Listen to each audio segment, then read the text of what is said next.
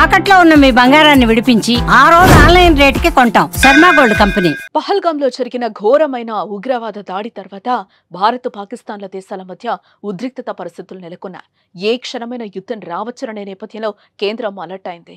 ఇందులో భాగంగా యుద్ధం వస్తే పాక్ దాడులు చేసే సమయంలో ఏం చేయాలని అనే దానిపై ప్రజలకు అవగాహన కల్పిస్తున్నారు.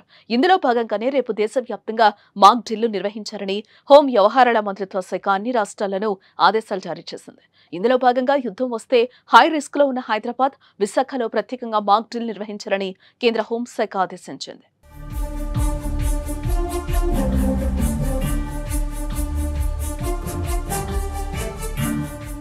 ఇక మొత్తం 3 కేటగిరీలుగా దేశంలోని మొత్తం 259 జిల్లాల్లో రేపు మాక్ డ్రిల్ నిర్వహించనున్నారు.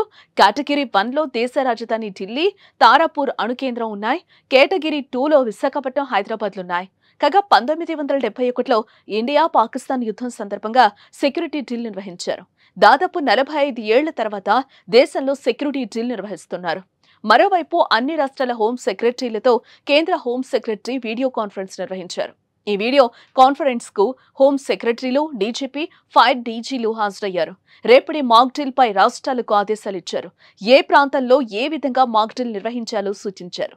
కేంద్ర ఆదేశాలకు అనుగుణంగా రేపు మాక్ డ్రిల్ కు అధికారులు ఏర్పాట్లు చేయనున్నారు.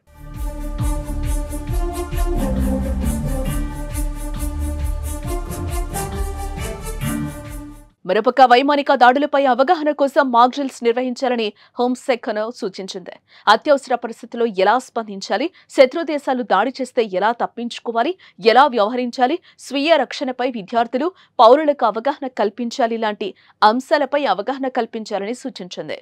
అకస్మాత్తుగా విద్యుత్ సరఫరా నిలిపివేసే క్రాష్, బ్లాక్అవుట్ చర్యలు చేపట్టడం, కీలకమైన ప్లాంట్లు, సంస్థాపనలను శత్రువుల కంటపడకుండా మభ్యపెట్టడం వంటివి కూడా ఈ డ్రిల్స్ లో భాగంగా ఉన్నాయి. పౌర రక్షణ ప్రణాళికలు, తరలింపు ప్రణాళికలను ఆచరణలో పెట్టి పరీక్షించటం, బంకర్లు, కందకాలను శుభ్రపరచడం కూడా ఈ ప్రక్రియలో ఓ భాగమేనని అధికారులు వెల్లడించారు.